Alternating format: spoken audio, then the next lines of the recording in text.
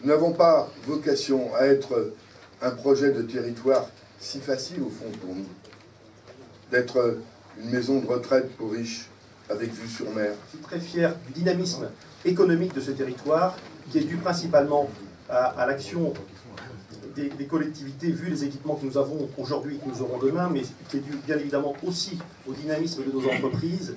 Et vous avez entendu comme moi les chiffres du chômage encore ce matin. Je pense que nous ne devrions même pas avoir ce débat aujourd'hui. Notre obsession, c'est l'emploi. Et c'est de créer les conditions pour que, sur nos territoires, et nos territoires, Bretagne essentiellement et Pays de la Loire, sont les deux régions françaises qui actuellement ont, même si ce taux est bien évidemment beaucoup trop élevé, le taux le plus faible de France de chômage. C'est 4,5 millions d'heures de travail sur le chantier. Dès 2013, est-ce que ce n'est pas le moment où on doit donner du travail à l'ensemble? Rien ne nous est donné. Nous ne sommes rentiers de rien. Nous nous battons pour tout. Et nous sommes à la périphérie.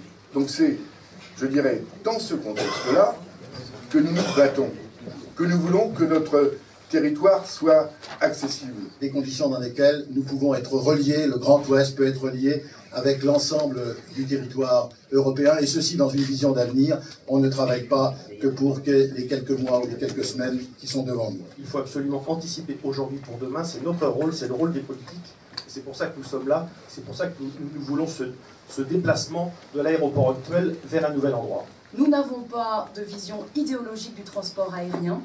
Nous constatons néanmoins qu'il est en croissance et qu'il est un facteur d'attractivité pour le développement économique, pour le développement touristique, pour le développement de l'emploi dans son ensemble. Et face à cette croissance, nous constatons les uns et les autres ce qu'est la saturation de l'aéroport de Nantes.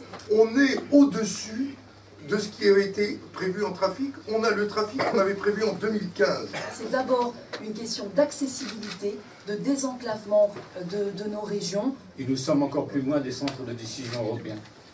Il est hors de question, pour les élus que nous sommes, toutes tendances politiques confondues, pour également les forces économiques qui sont ici représentées, que nous acceptions d'être le Far West de l'Europe. Nous sommes très favorables à l'implantation de Notre-Dame-des-Landes. Tout le discours sur l'idée que les autres aéroports vont souffrir de Notre-Dame-des-Landes, pas du tout, parce qu'ils n'ont pas la même fonction.